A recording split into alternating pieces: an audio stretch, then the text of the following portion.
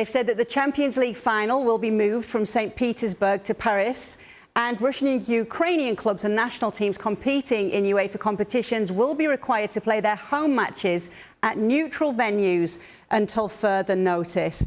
Julien Laurens joins us once again to discuss. Jules, what's been your reaction to UEFA's decisions here? Well, the most symbolic one, really, Ken, we touched upon it in yesterday's show as well, was the Champions League final and the fact that they stripped Russia and St. Petersburg of hosting the final at the end of May to move it to another city. That city was Paris or Saint-Denis, where the Stade de France is. President Macron, I think, played a big part in France and Paris recuperating, if you want, the Champions League final. This is the most symbolic one, the one that we expected the most.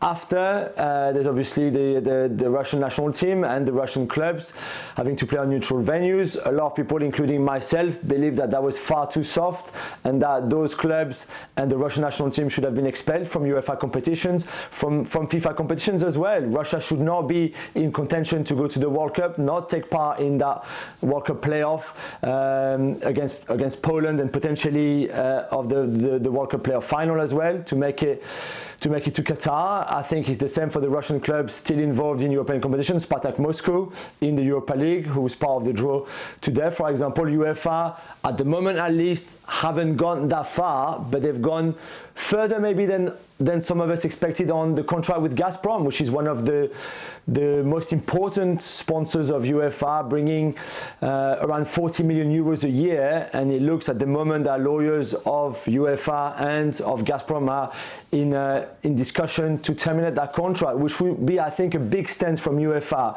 to part ways with Gazprom. We saw Manchester United parting ways with Aeroflot, the Russian flying company.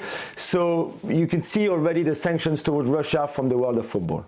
If the situation continues to unfold, Jules, what else might we see happening in football?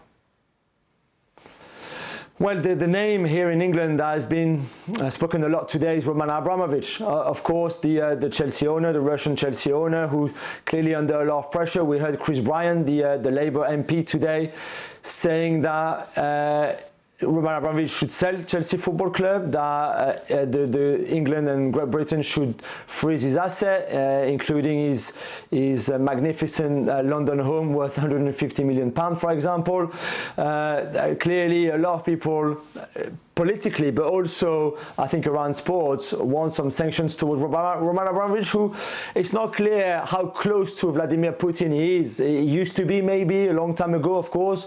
Let's not forget that in 2005 he sold his shares in Sibnev, the company that made him so rich, back to the Kremlin and decided to leave Russia at the time. So it's not really clear how close to Vladimir Putin he is right now, if he's one of those oligarchs who are really close to the Kremlin, or one that has taken his distances already. And of course, depending on the level of relationship between Abramovich and Putin, then the sanctions, I guess, could be different.